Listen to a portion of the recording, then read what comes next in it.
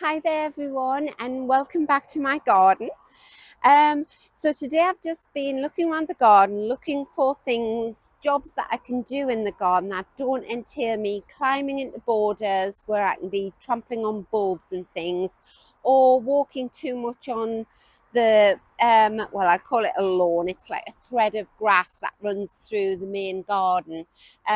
Because we've had lots of ice here for over a week. That's all melted now, and what it's done is it's just left the earth underneath the grass really sodden. So, and you can do lots of damage to your grass walking on it. So I'm going to try and keep off that as much as possible.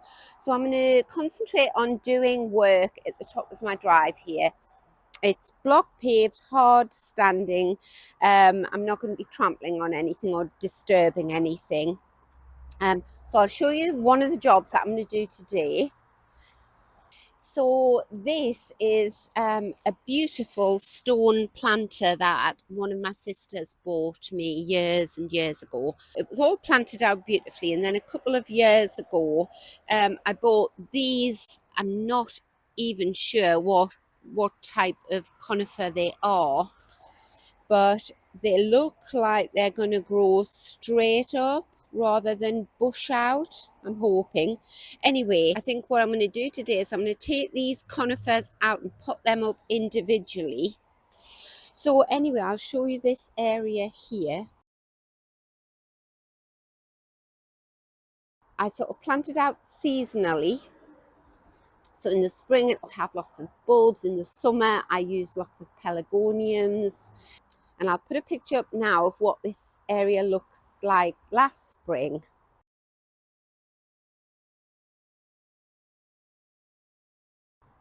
So I hope you agree. It looks very pretty, or it looked very pretty. I sort of like to create a sort of like a tapestry of texture and colour.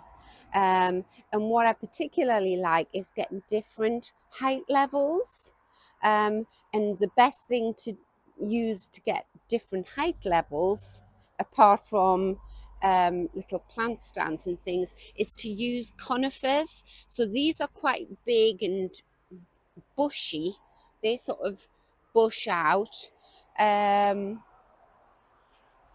Whereas I'll go around nice and slowly so as not to make you nauseous. Whereas I think these ones look as though they are going to grow really tall and quite narrow. So that's what I'm going to do. I'm going to take each one out individually and pot it up. So I'll do that now, and then once they're out, I'll see what size the root ball is that they've got. And then I'll be able to go in the garage and hopefully find pots to accommodate them. Right. So I think there's going to be a lot of bulbs under here as well. But I can either leave the bulbs in place and plant out with something else like primroses, something seasonal. Um, or I could take the bulbs out and find a place in my little woodland garden that I'm developing and put them there. They will come up.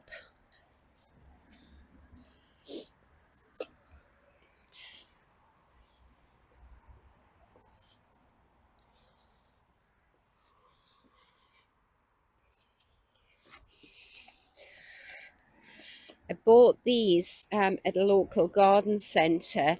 They had a sale at the end of their year. Lots of garden centres do that.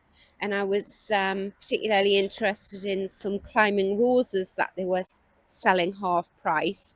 And these were just on a stand by the gate. I think they were $1.99, $2.99, something like that. Right, that doesn't look like a root belonging to this. They look like the roots belong to that. So I think that's just grass. Pull him out. So that's not too big a root ball there. Quite pleased with that. So that's one.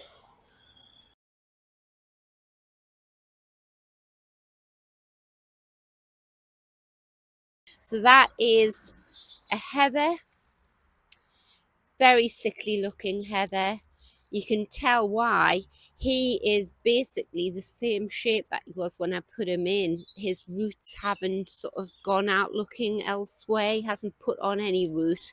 It's just the same shape of pot that he came in, so he can go.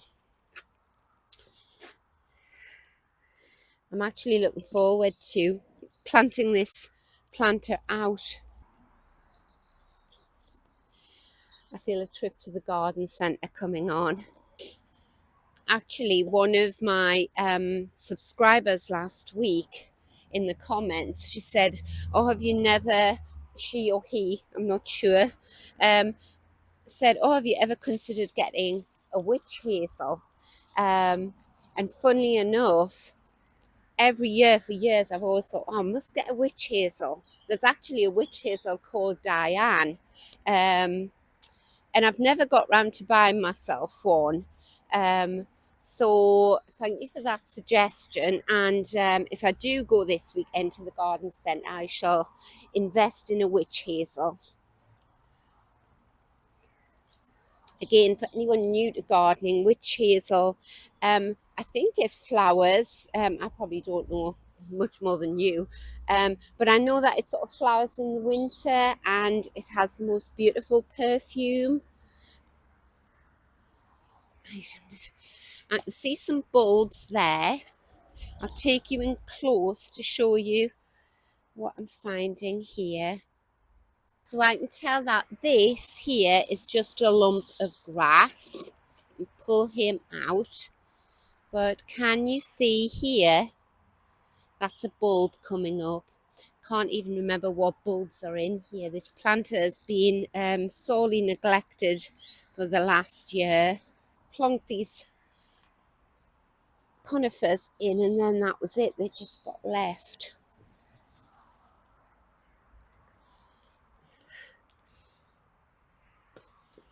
That looks like an old pelargonium or something.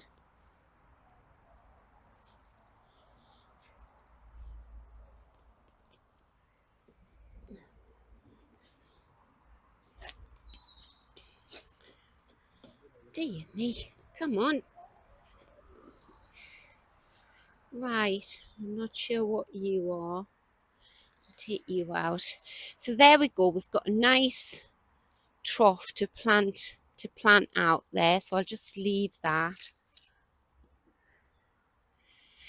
Anything like this root here, I don't know what this belongs to, but it's white and it's fibrous. Let me pull it out and show you.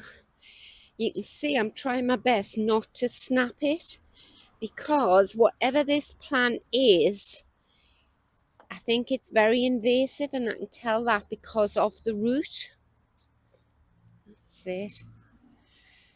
So can you see?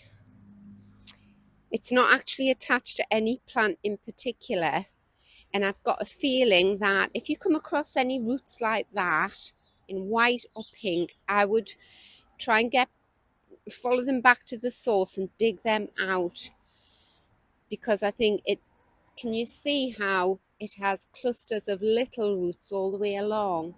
And I think in the spring, whatever this is, it will throw up a plant at each of these places, and that's how you know it's invasive. So it could be euphorbia, anything like that. So that's out. Oh, I've got some little clusters of bulbs there. Just bury them back in. We'll deal with this later. Yeah, there's lots of bulbs in there.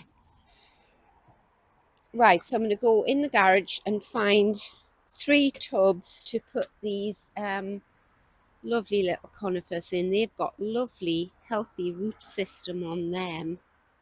Beautiful.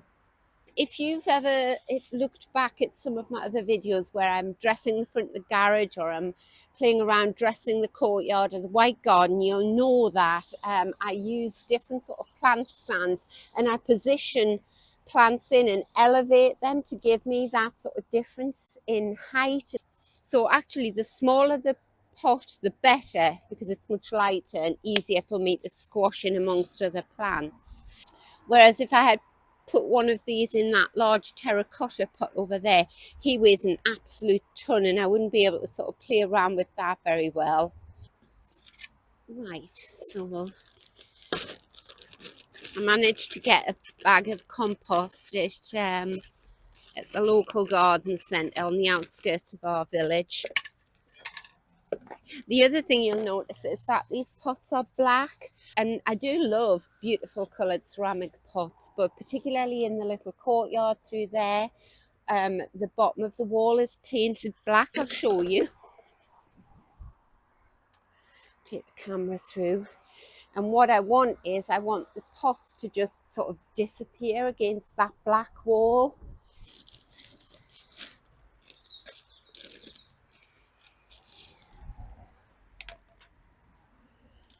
Pop him in there like that. Tuck his roots in.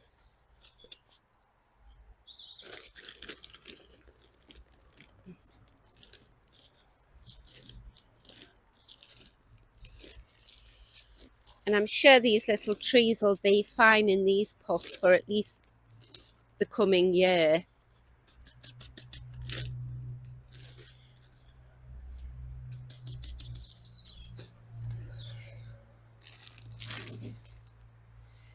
That's it. I am a very messy gardener, I know that.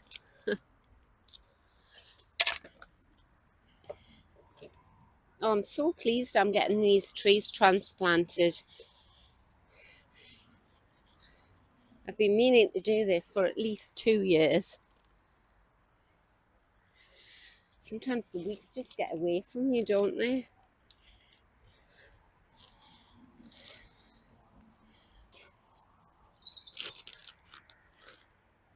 And actually what I find is when I actually get down to doing the job that I've been meaning to do, it doesn't take very long at all. So there's another one. And last one.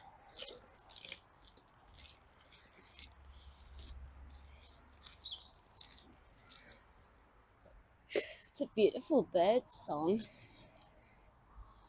I don't know where he is. I can't see him.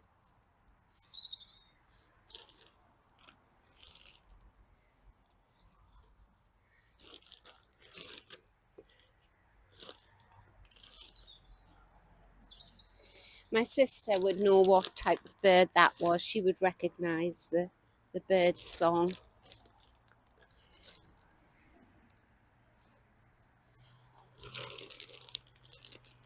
Oh, I think these are going to look gorgeous. They're going to really add to my displays.